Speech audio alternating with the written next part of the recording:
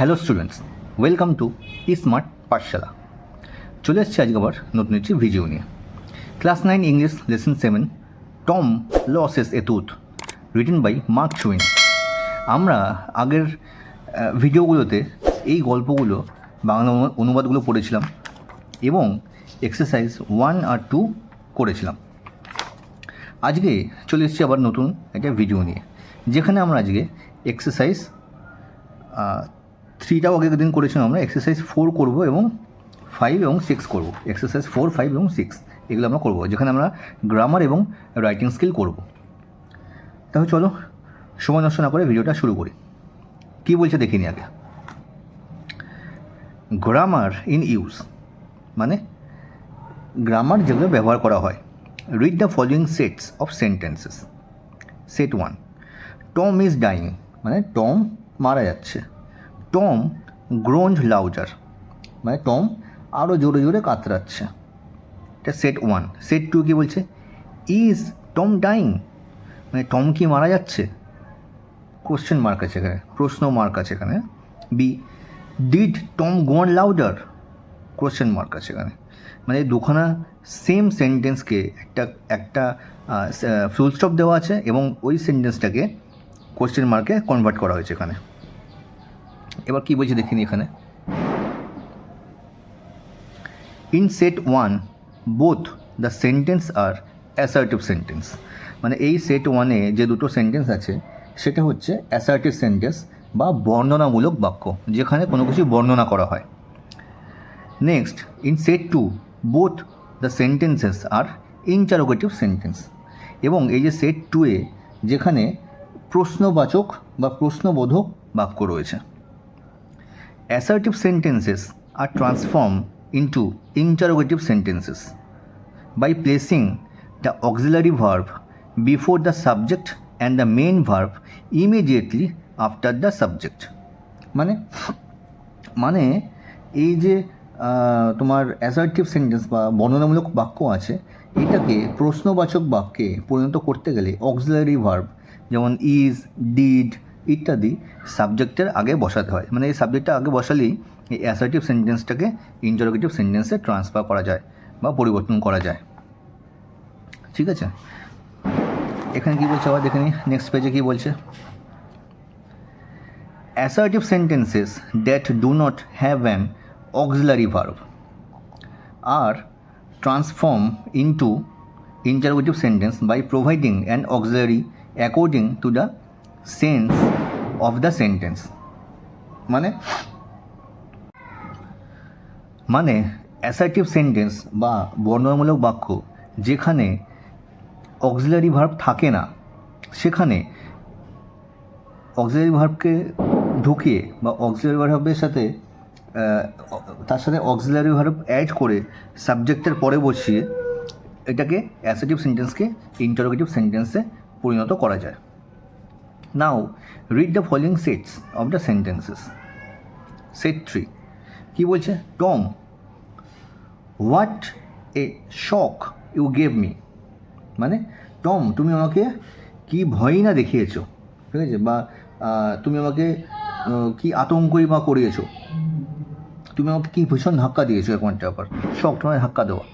B, Tom said please aunty do not pull it out. Tom বলল যে aunty দয়া করে এটাকে টেনো না বা এটাকে টেনে বের করো না। Set 4, Tom you gave me a great shock. Tom তুমি আমাকে খুব আতঙ্কিত করে দিয়েছো। Tom requested his aunty not to pull out. কী বললো? টম অনুরোধ করলো তার আন্টিকে যে এটাকে তুলে ফেলতে না। In the sentences of 3, set 3, the first sentence is exclamatory and the second sentence is imperative. মানে এক্সক্লেমেটরি কথা হচ্ছে বিস্ময় সূচক, মানে অবাক হয়ে যাওয়া, এটাকে বলে হচ্ছে বিস্ময় করা। এবং সেকেন্ড সেন্টেন্সটা হচ্ছে ইম্পারেটিভ।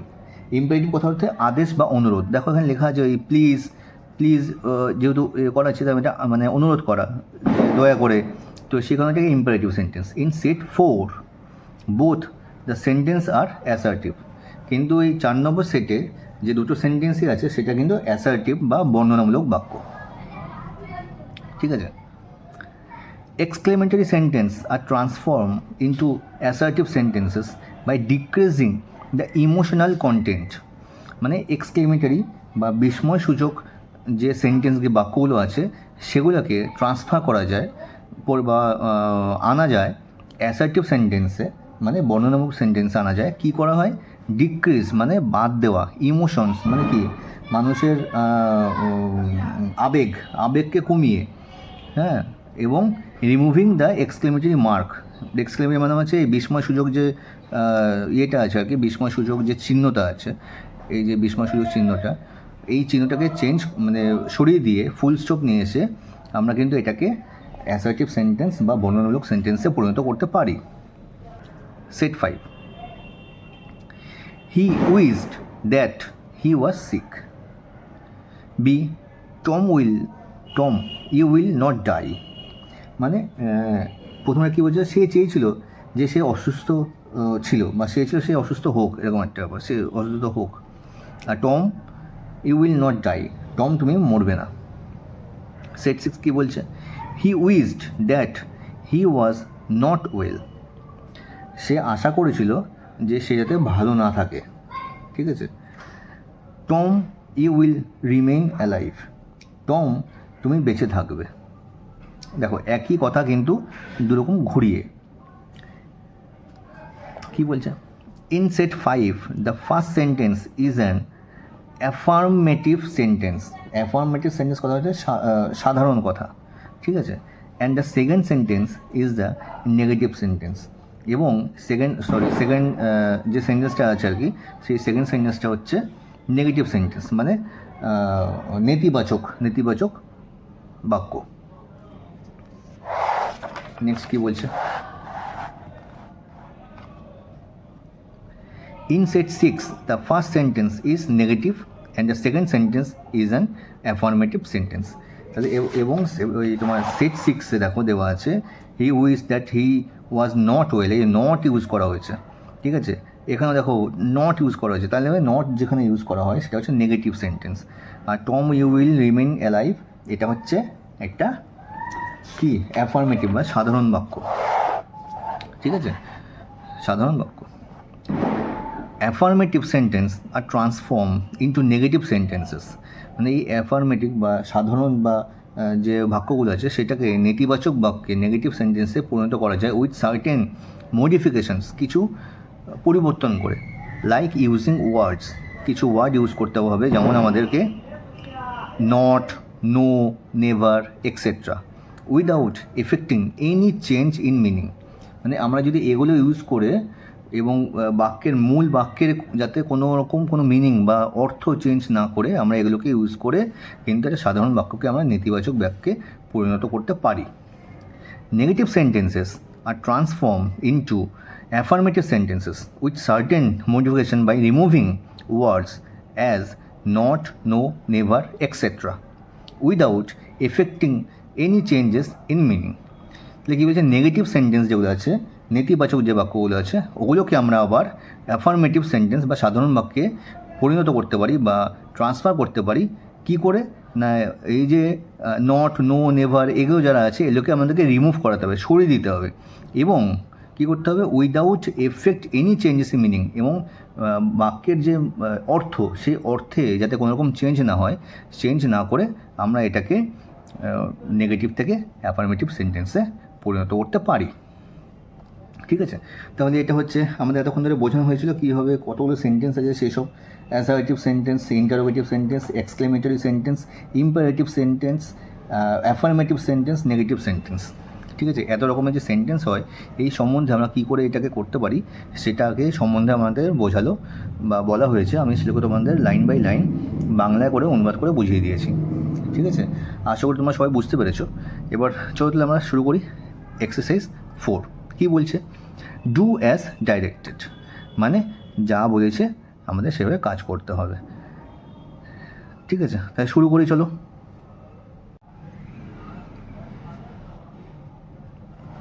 এক্সারসাইজ 4টা শুরু করি। এ কী বলছে? রফিক ওয়াজ রানিং ফাস্ট, মানে রফিক জোরে দৌড়াতে পারে, ঠিক আছে, বা জোরে দৌড়াচ্ছিল। এটা একটা সাধারণ প্রশ্ন বা সাধারণ বাক্য। চেঞ্জ ইন্টু এ ইন্টারোগেটিভ সেন্টেন্স, যেটাকে আমাদেরকে কী করতে হবে, ইন্টারোগেটিভ না প্রশ্নবাচক শব্দে নিয়ে যেতে হবে বা সেন্টেন্সে নিয়ে যেতে হবে। তাই চলো আমি এটা তোমাদের জন্য আগে থেকে করে রেখে দিয়েছি, তোমাদেরকে দেখিয়ে দিই কী হবে। প্রথম কী হবে দেখো,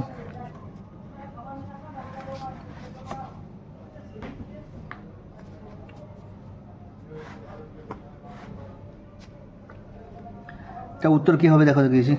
ওয়াজ রফিক রানিং ফাস্ট, রফিককে জোরে দৌড়াচ্ছিল, মানে রফিক কি দৌড়ে দৌড়াচ্ছিল, এটা একটা প্রশ্নবাচক শব্দে আমি নিয়ে গেছি। নেক্সট বি কী বলছে দেখো দেখি।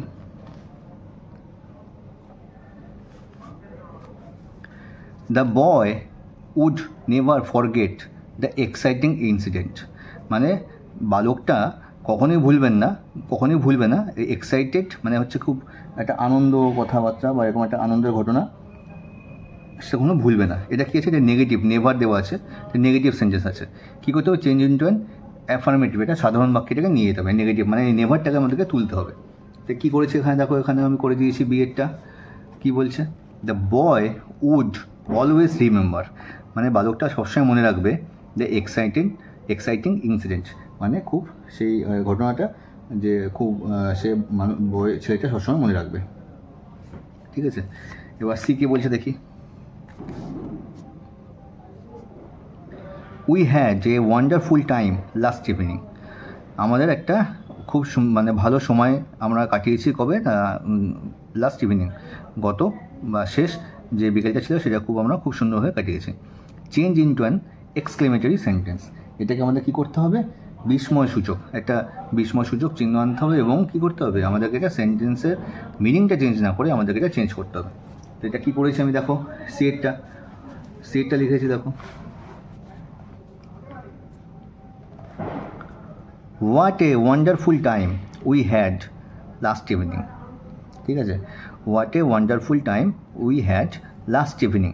এবং কিন্তু আমি এটা এক্সক্লেমেটরি একটা সাইন ইউজ করেছি, করে কিন্তু আমি এটা এক্সক্লেমেটরি সেন্টেন্সে রূপান্তরিত করেছি, ঠিক আছে। নেক্সট ডিটা কী বলছে,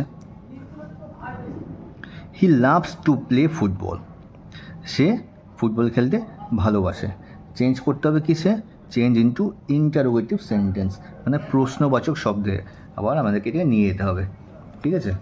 তাহলে কী লিখেছি, does he love to play football, does he love to play football, সে কি ফুটবল খেলতে ভালোবাসে, প্রশ্ন মার্ক দিয়েছি, যে কিন্তু আমরা এটাকে প্রশ্নবাচক বা ইন্টারোগেটিভ সেন্টেন্সে রূপান্তরিত করেছি। নেক্সট ইতে কী বলছে দেখো, রিনা ট্রাই অল হার প্ল্যানস, মানে রিনা তার যে প্ল্যান বা তার যে পরিকল্পনা আছে সেটা সব কিছু চেষ্টা করেছে। চেঞ্জ ইন্টু নেগেটিভ সেন্টেন্স, আমাদেরকে এটাকে নেগেটিভ সেন্টেন্সে পরিণত করতে হবে। নেগেটিভ সেন্টেন্স করতে কী করতে হবে, নট, নো, নেভার এগুলো আমাকে ইউজ করতে হবে, করে আমাকে এটাকে নেগেটিভ সেন্টেন্সে নিয়ে যেতে হবে। তাহলে কী লিখেছি দেখো এখানে, রিনা, দেখো এখানে, Rina did not fail to try all her plans, Rina did not fail to try all her plans, মানে রিনা তার সব পরিকল্পনা চেষ্টা করতে ব্যর্থ হয়নি, মানে সে এখনও চেষ্টা করে যাচ্ছে। নেক্সট কি, এফ কী বলছে, শাট the door Robin, change into assertive sentence, মানে বর্ণনামূলক বাক্যে এটা আমাদের পরিণত করতে হবে। হ্যাঁ, কী করেছি দেখো এখানে, বর্ণনামূলক বাক্যে, Robin is told to shut the door, Robin বলল দরজাটাকে বন্ধ করতে, ঠিক আছে। এটা হচ্ছে অ্যাসার্টিভ সেন্টেন্স আমি নিয়ে এসেছি। তাই দেখো আমি কিন্তু তোমাদেরকে এখানে এক্সারসাইজ 4টা পরপর কিন্তু সব করিয়ে দিয়েছি, হ্যাঁ, তাই তোমরা কিন্তু করে নিও। যদি কোনো সমস্যা হয় অবশ্যই কিন্তু কমেন্ট করে আমাকে জানিও, আমি তোমাদেরকে বুঝিয়ে দেবো, ঠিক আছে। চলো তাহলে এখানে এক্সারসাইজ 4টা কমপ্লিট হয়ে গেল। নেক্সট কী বলছে আমরা দেখে নিই আবার,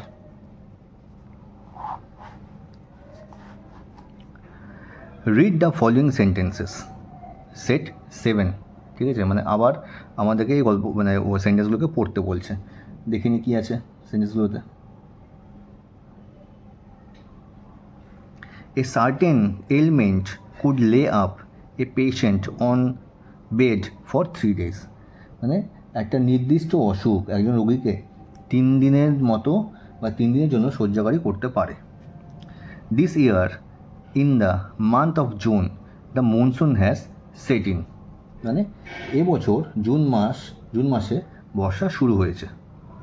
I can not put up with such rude behaviour, মানে আমি এমন অভদ্র আচরণ সহ্য করতে পারছি না বা সহ্য করতে পারি না। ঠিক আছে, এটা হচ্ছে set 7।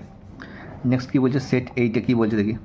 A certain element could confine a patients to bed for 3 days, মানে একটা নির্দিষ্ট অসুখ একটা রোগীকে 3 দিনের জন্য বিছানায় আটকে রাখতে পারে।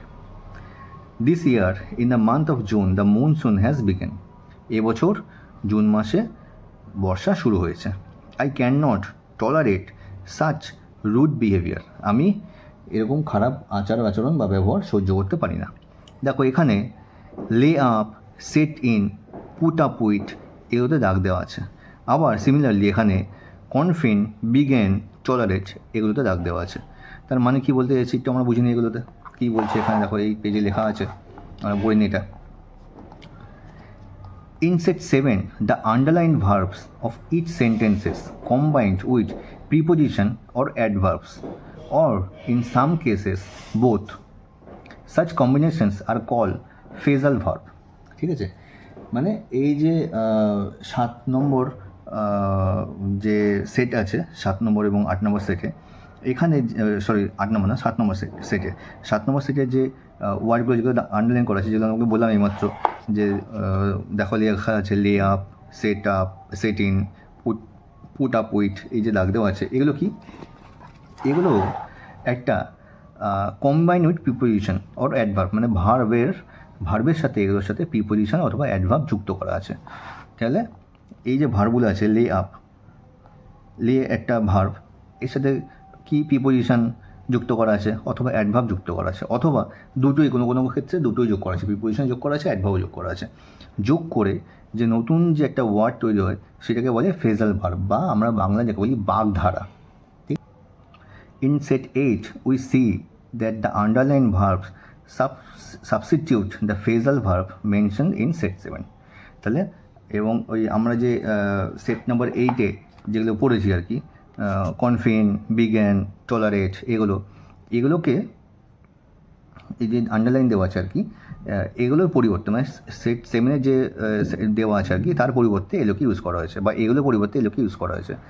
মানে এই যে লে up, set in, put up with এগুলো হচ্ছে ফ্রেজাল ভার্ব। ঠিক আছে, আমাদেরকে এইগুলোকে চেঞ্জ করে ফ্রেজাল ভার্বে পরিণত করতে হবে, তাই বলছে আর কি। নেক্সট কী বলছে দেখে নিই আবার exercise 5-এ। Replace the underlined words with suitable phrasal verb from the list given below. Change the form of verbs where necessary. There is one extra phrasal verb in the list. মানে নিচে আমাদের এখানে যে সেন্টেন্সগুলো দেওয়া আছে যেগুলোতে আন্ডারলাইন করা আছে আর কি, এগুলোকে চেঞ্জ করতে হবে কি সুইটেবল ফ্রেজাল ভার্ব দিয়ে আমাদেরকে এটা চেঞ্জ করতে হবে, এই ওয়ার্ডগুলোকে চেঞ্জ করে ফ্রেজাল ভার্ব দিতে হবে। ঠিক আছে, এবার নিচে লিস্ট দিয়ে দিয়েছে, লিস্ট অফ ফ্রেজাল ভার্ব দিয়ে দিয়েছে, এগুলো লিস্ট দিয়ে দিয়েছে, এখানে আবার একটা এক্সট্রা দেওয়া আছে। ঠিক আছে, এগুলোকে দিয়ে আমাদের এগুলোকে চেঞ্জ করতে হবে। তার প্রথমে আগে আমরা দেখে নেবো এগুলোর মানে কি। ঠিক আছে, তাই চলো আমরা এবার সোজা চলে যাই বোর্ডে। আমরা এই কাজটা আজকে তোমাদেরকে বোর্ডের মধ্যে করে দেখাবো, চলো।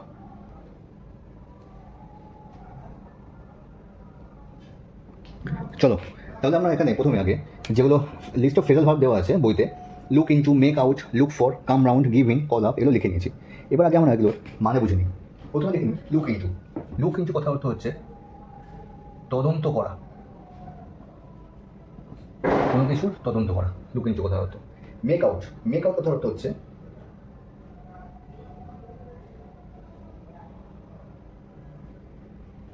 খুঁজে পাওয়া বা বোঝা।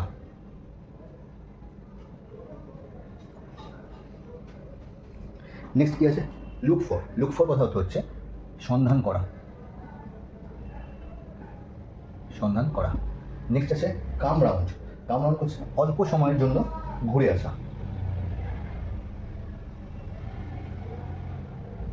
অল্প সময়ের জন্য ঘুরে আসা। নেক্সট আছে গিভিং। গিভিং অর্থ হচ্ছে জমা দেওয়া, জমা দেওয়া বা বশ্যতা স্বীকার করা, বশ্যতা স্বীকার করা অর্থাৎ হচ্ছে স্যারেন্ডার করা যাকে বলা হয়। যে নেক্সট কী আছে কল আপ। কল আপ করা হচ্ছে মনে করা অথবা তলব করা। ঠিক আছে, তাহলে এখানে আমরা যে ফ্রেজাল ভার্ব যেগুলো আছে আর কি সেগুলো কিন্তু পরপর তোমাদেরকে বলে দিলাম। ঠিক আছে, এগুলো কিন্তু তোমরা লিখে নাও, মনে করিয়ে নিও সুন্দর করে। ঠিক আছে,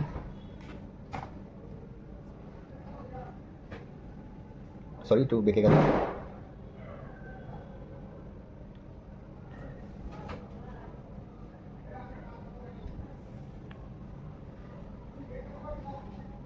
ঠিক আছে, এগুলো কিন্তু তোমরা লিখে নাও। আমি তাহলে এবার বোর্ডটা মুছে দিচ্ছি, দিয়ে আমরা সরাসরি এক্সারসাইজ 5গুলো করছি।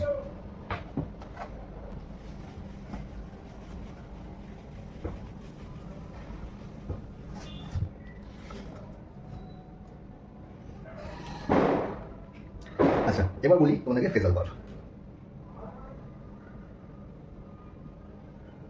Phrasal verb,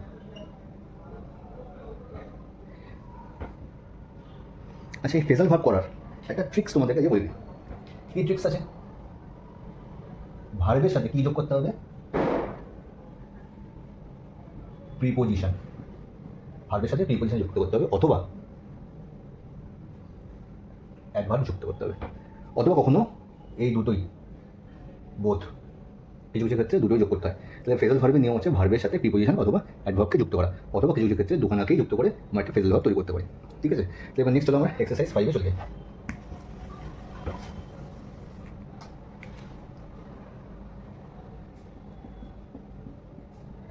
exercise 5। Exercise 5। Exercise 5-এ কী বলছে?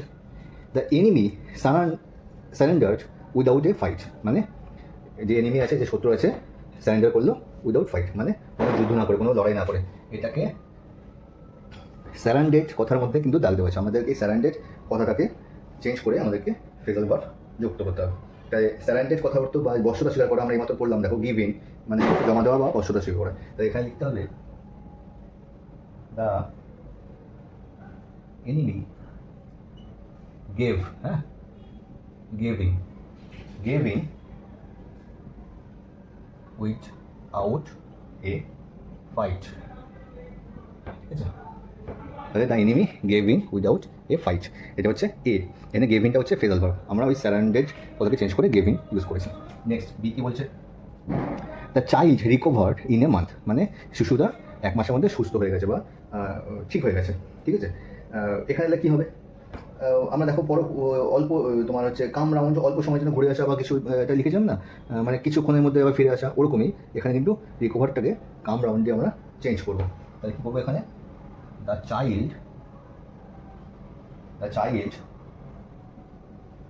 কাম রাউন্ড, মানে অল্প কিছুর মধ্যে ফিরে আসবে, come round in a month.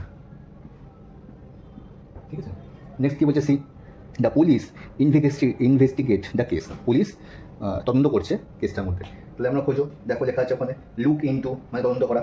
আমি বলছিলাম যে মান যেগুলো লিখে দিয়েছিলাম, তাহলে আমরা এটাকে লুক ইনটু দিয়ে চেঞ্জ করবো। সিটাকে কী বলে?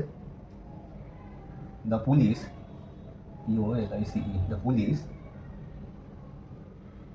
সরি, লুকড ইনটু, এটা হচ্ছে phrasal verb, looked into the case. দেখো আমার হাত লেখা একটু খারাপ, একটু বুঝে নেওয়ার চেষ্টা করো। হ্যাঁ, তো 4 বুঝতে হবে। তাহলে এটা কিন্তু আমরা লুকড ইনটু দিয়ে চেঞ্জ করলাম, তাকে না সারেন্ডারকে। নেক্সট কী বলছে? Puja could understand what her sister said, মানে পূজা বুঝতে পারছে সে তার বোন কী বলছে। বুঝতে পারা বা কী হবে দেখো, খোঁজো, বোঝা বা খুঁজে পাওয়া, মেক আউট। তাহলে এখানে আমরা কী লিখবো? মেক আউটে চেঞ্জ করবো।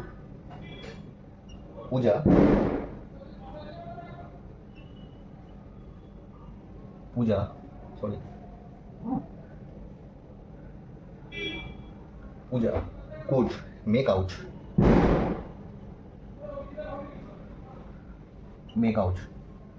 চেঞ্জ করলাম কিন্তু আন্ডার শান্তি মেক আউটে চেঞ্জ করলাম মেক আউট হোয়াট আর সিস্টার সেড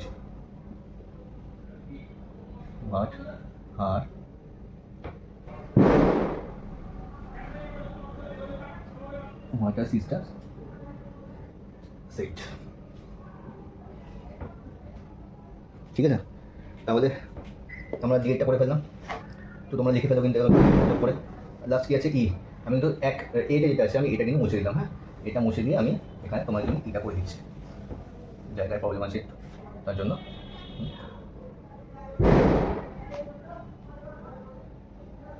এটা কি বলছে the old man could not remember his childhood experience তাহলে একটা ওল্ড ম্যান সে মনে করতে পারছে না তার ছোটোবেলার ঘটনা সিচুয়েশন ব্যাপার ঠিক আছে তাহলে এখানে ফেজাল ভাব রিমেম্বার আছে রিমেম্বার মানে মনে করাকে আমরা কী লিখেছিলাম তলব করা বা মনে করা কলাপ দিয়ে আমি এটা কলাপ দিয়ে চেঞ্জ করবো দ্য ওল্ড ম্যান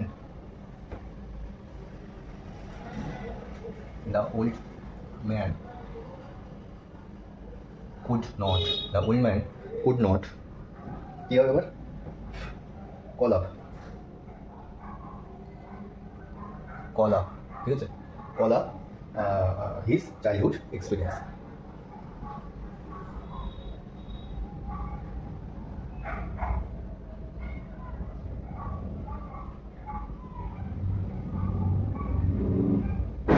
ঠিক আছে তাহলে আমরা কিন্তু এখানে এক্সারসাইজ 5টা করে ফেলাম এবং ফেজাল ভাবগুলো কিন্তু করে ফেলাম তোমরা কিন্তু ঝপঝপ করে লিখে নিও তাই চলো নেক্সট কী বলছি আমরা একটু করে নিই চলো তাহলে শুরু করি নেক্সট কী বলছি দেখিনি compositions write a report within 100 words for an English daily using the given informations মানে আমরা যে পেপার পড়ি নিউজ পেপার পড়ি ঠিক আছে সেখানে যে রিপোর্টাররা রিপোর্ট লেখে না যে কোনো ঘটনা ঘটলো সেই সব যে রিপোর্ট লেখে আর কি সেই রিপোর্ট লিখতে বলছে এখানে ইনসিডেন্ট কী আছে না সিভিয়ার সাইক্লোন মানে একটা ঝড় এসছে যেটা 80 কিলোমিটার পার আওয়ারে ডেট 11 জুন 2013 টাইম 6:45 PM সন্ধে place coastal area of West Bengal মানে উপকূল অঞ্চল ওয়েস্ট বেঙ্গলের cause depression on Bay of Bengal মানে নিম্নচাপ এটা আমাদের যে বে অফ বেঙ্গল বা বঙ্গোপসাগর আছে আর কি সেখানে একটা নিম্নচাপের জন্য এই ঝড়টা তৈরি হয়েছে result 60 people died many homeless train service disturbed মানে 60 জন পিপল মারা গেছে অনেকে বাড়িঘর ছাড়া হয়েছে এবং ট্রেন সার্ভিস বন্ধ হয়ে গেছে relief state government provide immediate relief state government বা রাজ্য সরকার এর জন্য খুব তাড়াতাড়ি ব্যবস্থা নিয়েছে ঠিক আছে এটা নিয়ে একটা রিপোর্ট লিখতে বলছে দেখো বইতে অলরেডি রিপোর্ট লিখে দিয়েছে কী বলছে এখানে দেখে নিই আমরা আগে সাইক্লোন হিস্ট কোস্টাল ওয়েস্ট বেঙ্গল ঠিক আছে সাইক্লোন হিস্ট হয়েছে ওয়েস্ট বেঙ্গলে এখানে দেখো 1 নম্বর দিয়েছে বাই এ স্টাফ রিপোর্টার 2 নম্বর কলকাতা জুন 12, 2013 এটা 3 নম্বর মানে এটা রিপোর্ট লিখতে গেলে এই 3টে পয়েন্টকে তোমাদেরকে মনে রাখতে হবে অলওয়েজ তাহলে রিপোর্ট লিখতে গেলে অবশ্যই একটা হেডিং দিতে হবে এবং কে লিখেছে বাই স্টাফ রিপোর্টার সে দিতে হবে এবং ডেট এবং স্থান প্লেস এটা কিন্তু উল্লেখ করতে হবে নেক্সট কী লিখেছে a severe cyclone with a speed of 80 kilometre per hour hit the coastal areas of West Bengal yesterday evening at about 6:45 PM caused by a deep depression in Bay of Bengal মানে একটা cyclone একটা ঝড় এসছে যেটা 80 kilometre per আওয়ারে যেটা হচ্ছে আমাদের পশ্চিমবঙ্গের যে উপকূল অঞ্চল আছে ওখানে গতকাল বিকেলবেলা 6:45 PM নাগাদ ওটা এসে আঘাত হানে যেটা কিনা আমাদের বঙ্গোপসাগরে একটা নিম্নচাপের জন্য তৈরি হয়েছিল The cyclone ripped through the state, resulting in huge damage to life and property. মানে এর জন্য এই ঝড়টার জন্য আর কি অনেক ড্যামেজ হয়েছে বা ক্ষতি হয়েছে জীবন এবং সম্পত্তির বা ঠিক আছে জীবন সম্পত্তির ক্ষতি হয়েছে 60% হ্যাভ ডাইড 60 জন মানুষ মারা গেছে and thousands have been rendered homeless এবং 1000 ওপর মানুষ ঘর ছাড়া হয়ে গেছে train service have been disturbed leaving a number of people stranded মানে এবং ট্রেন সার্ভিস বা ট্রেন চলাচল পুরোপুরি বন্ধ হয়ে গেছে the state government has taken immediate steps to provide relief to the victims আমাদের রাজ্য সরকার সঙ্গে সঙ্গে পদক্ষেপ গ্রহণ করেছে এবং যে যারা মানে এর পিছনে যারা আর কি ভিকটিমস কথা বলতে হচ্ছে, মানে কী করবো, মানে কী বলবো তোমাদেরকে,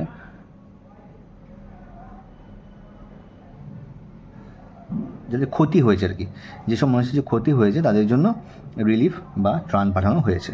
মোর than 5,000 peoples have been evacuated to temporary relief shelters. 5,000-এর বেশি মানুষকে শেল্টারে নিয়ে আসা হয়েছে, অস্থায়ী যে চালা আছে বা রিলিফ সেন্টার আছে সেখানে নিয়ে আসা হয়েছে। The chief minister has review the situation and assure the people of all help. মানে মুখ্যমন্ত্রী এই পরিস্থিতি থেকে নজর রাখছে এবং প্রতিটা মানুষকে সাহায্যের হাত বাড়িয়ে দিয়েছে।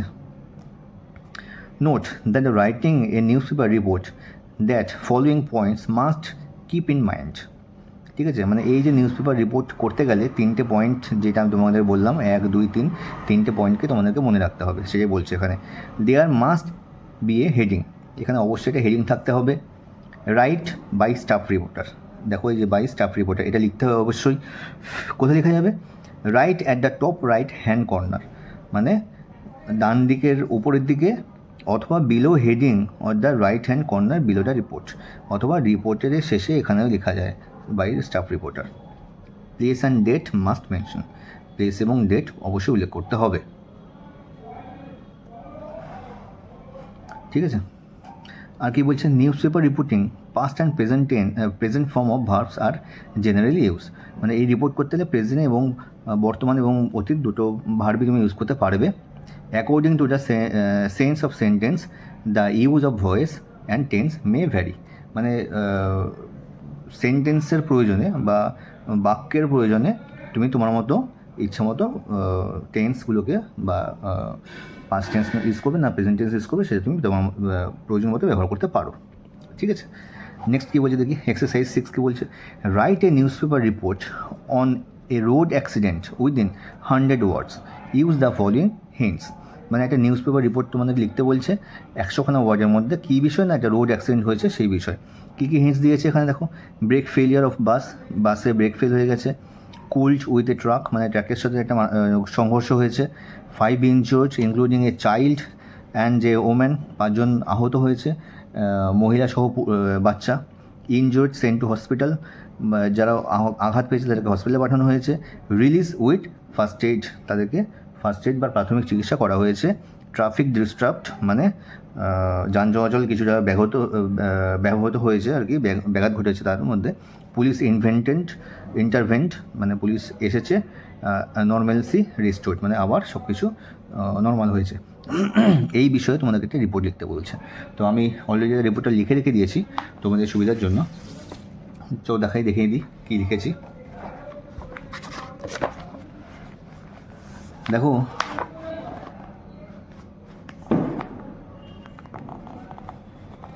এক্সারসাইজ 6, বাস ট্রাক কোলিশন ইনজুরিস 5, মানে বাসের সাথে ট্রাকের সংঘর্ষ 5 জন আহত।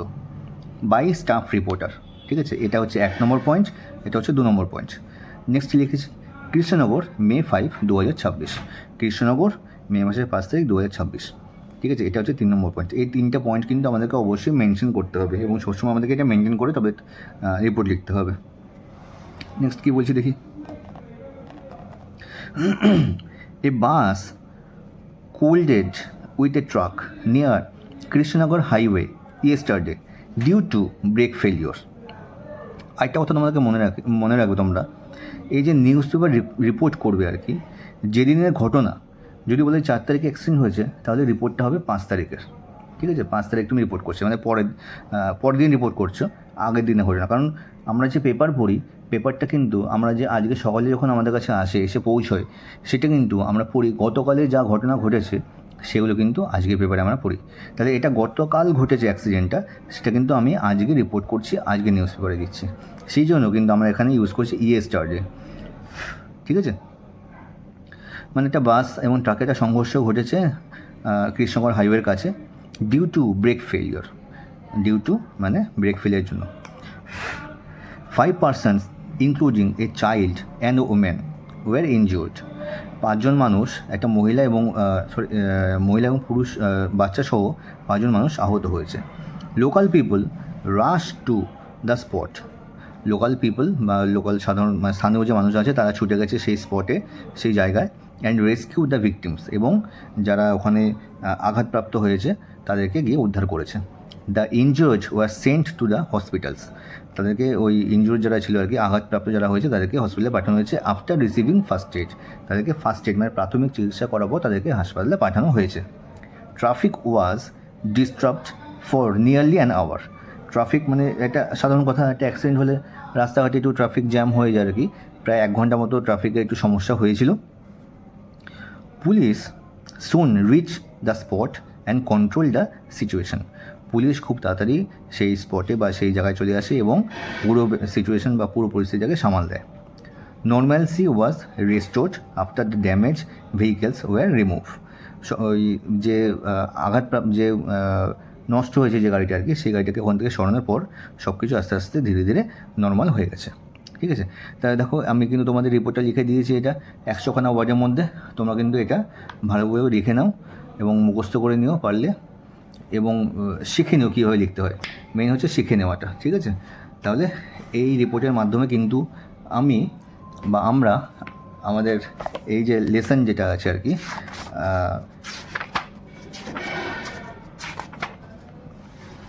লেসন 7 টম লসের সেতুর, এই পুরো লেসনটা আমরা শেষ করলাম।